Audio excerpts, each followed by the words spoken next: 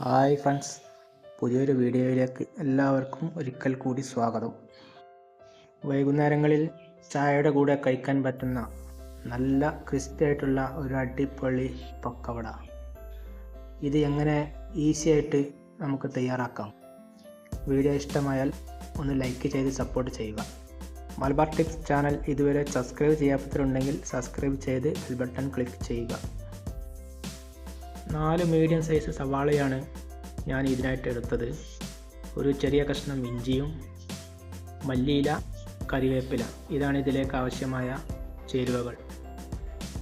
3 പുഴുങ്ങിയ മുട്ട ഞാൻ എടുത്തിട്ടുണ്ട്. ഇതിലെ മെയിൻ ഇൻഗ്രീഡിയൻസ് ആണ് മുട്ട പുഴുങ്ങിയത്.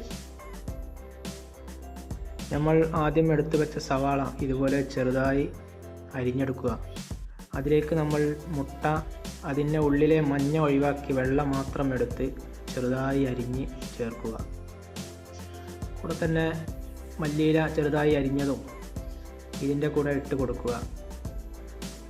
ഇനി നമുക്ക് ഇതിലേക്ക് കടലപ്പൊടിയാണ് ആവശ്യം. ഞാനിവിടെ 2 കപ്പ് കടലപ്പൊടി എടുത്തിട്ടുണ്ട്. പിന്നെ അതിൻ്റെ കൂടെ 1 കപ്പ് അരിപ്പൊടിയും കൂടെ ചേർത്ത് കൊടുത്താൽ നന്നായിരിക്കും. അരിപ്പൊടി ചേർക്കുമ്പോൾ പക്കവട നല്ല ക്രിസ്പി ആയിട്ട് നമുക്ക് കിട്ടും.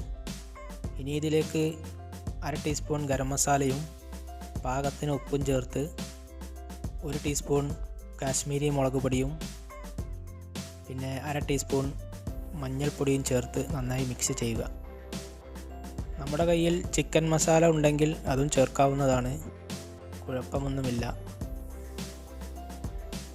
ഇനി നമുക്ക് കുറേശ്ശെ വെള്ളം ഒഴിച്ചുകൊണ്ട് ഇതൊന്ന് മിക്സാക്കി എടുക്കേണ്ടതുണ്ട്.